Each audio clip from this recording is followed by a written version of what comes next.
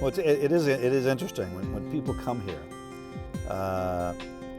The first thing is, well, you know, when did you buy this? Well, we didn't buy it. What do you mean? No, we built it.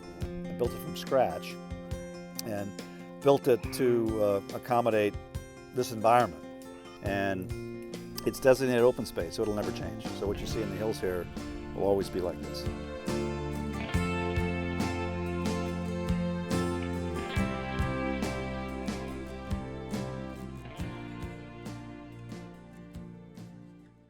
Well, I'm Bill Murphy. This is my lovely wife Brenda, and we founded Clos LaChance Wines actually beginning in 1987. We live in Saratoga. We put a small vineyard behind our home, started growing grapes and making wine on a hobby basis. Actually, growing grapes in the backyard was my idea because I was looking for some landscaping. So I was either going to put an orchard in, or I was going to put a vineyard in. So I decided to do the vineyard in. Wine, you know, literally and figuratively gets in your blood. And that's what happened. We started making wine in the early 90s. People liked it. We had to come up with a name, and the name is Clos LaChance. Clos means a small fenced-in area. That was that vineyard in Saratoga. LaChance is Brenda's maiden name. Hummingbird is our symbol. If you've seen our label, there's a beautiful hummingbird on it. And did that more on a hobby basis. And as time went on, it became a little bit bigger. People liked the wine. We learned about wine distribution. But we came to a point where it was either going to stay a small backyard hobby business, or we were going to make it a real business. And we began to look for land to have a larger vineyard. We began to look to land for our own winery. And as luck would have it, a friend of mine knew the developer of Cordoval, which is the golf resort that is right adjacent to us. And lo and behold, we put a deal together, and we've installed 150 acres of vines on both sides of the golf course and built this beautiful winery. You know, a lot of people think of it being really hot down here, but we tend to get the mornings will start out really warm, and then at noon we start getting the sea breeze because we're not that far from the ocean. And usually by night or early morning we have fog here, and sometimes it's cooler here than it is in places where you think it would be, you know, cooler.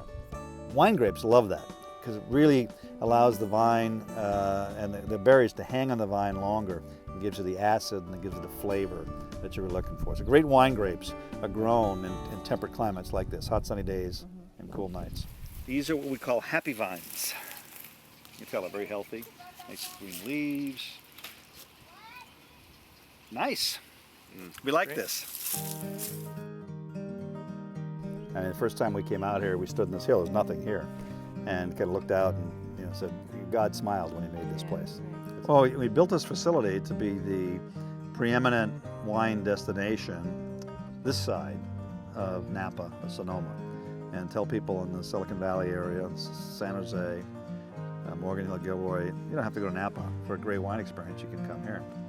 And you can see it, and you can feel it, you can taste it, and it becomes a gathering place. People come here, they're in a good mood.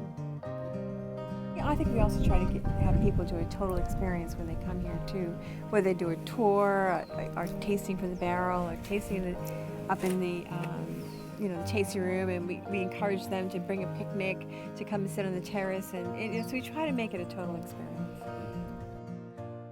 If you go back into the history of the wine industry, the great wineries of the world, the great producing regions of the world have family-owned, multi-generational family-owned wine businesses. And that's our vision, that's where we want to be. That's, in some degree, where we are today. And that's the heart and soul of the wine industry, of multi-generational family wine businesses. There are fewer and fewer left in California. They're being gobbled up by conglomerates, and that's not what we want to do. Because when that happens, you still might have the name, but you're going to lose the soul. You're going to lose the passion. I mean, this is a beautiful place.